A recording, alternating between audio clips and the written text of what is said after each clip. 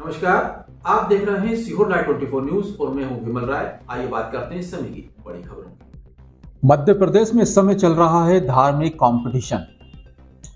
धीरेन्द्र शास्त्री और पंडित प्रदीप मिश्रा के आयोजनों में उमड़ रही है काफी भीड़। दोनों की कथाओं में इतनी भीड़ उमड़ रही है कि आयोजन समितियों द्वारा बनाए गए पंडाल भी अब छोटे पड़ने लगे हैं। आलम यह है कि लोग सड़क पर बैठकर कथा सुन रहे हैं। पूरे देश भर में इन दिनों मध्य प्रदेश के दो कथावाचकों का जबरदस्त बोलबाला है।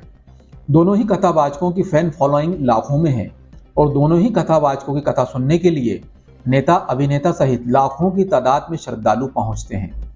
इन दिनों दोनों ही कथावाचकों की कथा मध्य प्रदेश में हो रही है। दोनों की कथा से लग रहा है कि मानो एमपी में धार्मिक कंपटीशन चल रहा है। पंडित प्रदीप मिश्रा और पंडित धीरेन्द्र कृष्ण शास्त्री दोनों ही कथावाचकों की कथा में जबरदस्त भीड़ उमड़ रही है। हम बात कर रहे हैं सीहोर वाले पंडित प्रदीप मिश्रा की और छतरपुर स्थित बागेश्वर धाम के संत पंडित धीरेन्द्र कृष्ण शास्त्री की। सीहोर वाले पंडित प्रदीप मिश्रा की कथा इन दिनों धार्मिक नगरी उज्जैन में चल रही थी।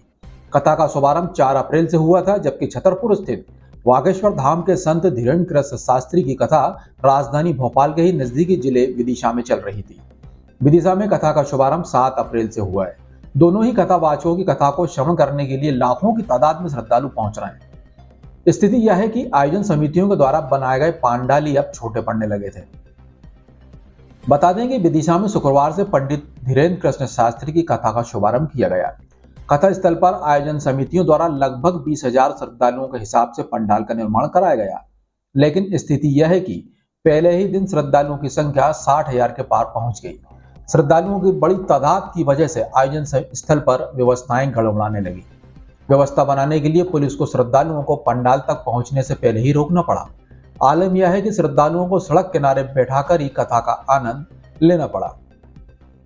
वहीं कथा के पहले दिन कथावाचक पंडित धीरेन्द्र कृष्ण शास्त्री ने व्यासपीठ से कहा है कि विदिशा विद्वानों की नगरी है, लेकिन हम तो अनपढ़ गंवार हैं। जबरदस्ती हमें व्यासपीठ पर बैठा दो तो बैठना पड़ता है। व्यासपीठ पर बैठते ही तो बोलना भी पड़ता है, बोलते ही हम दिखते हैं, लेकिन दरअसल हमारी लाज तो हनुमान जी महाराज ही रखते हैं। पंडित धीरेन्द्र कृष्ण शास्त्री ने विदिशा का जिक्र करते हुए कहा है कि यहाँ के लोगों के मस्तक पर जब तिलक देखता हूँ तो बहुत अच्छा लगता है।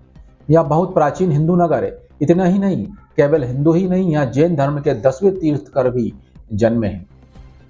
वहीं हम बात करें यदि सीहोर वाले पंडित प्रदीप मिश्रा की, तो उनकी कथा का आयोजन धार्मिक नगरी उज्जैन में चल रहा था। कथा की शुरुआत 4 अप्रैल से हुई थी। कथा में प्रतिदिन श्रद्धालुओं की संख्या दिन दूनी और रात चौगुनी गति से बढ़ रही थी। कथा स्थल के क्षेत्र में सिंहस्थ सा नजारा दिख रहा था। कथा स्थल पर अब तक 5 लाख से अधिक श्रद्धालुओं ने कथा का श्रवण किया।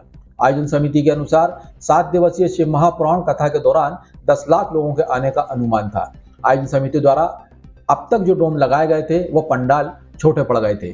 कथा के चौथे दिन कथा का श्रवण कराते हुए पंडित प्रदीप मिश्रा ने यह भी कहा था कि 4 कदम चोर से, 14 कदम लतखोर से और 74 कदम चुगलखोर से दूर रहना चाहिए। इससे जीवन संवर जाता है।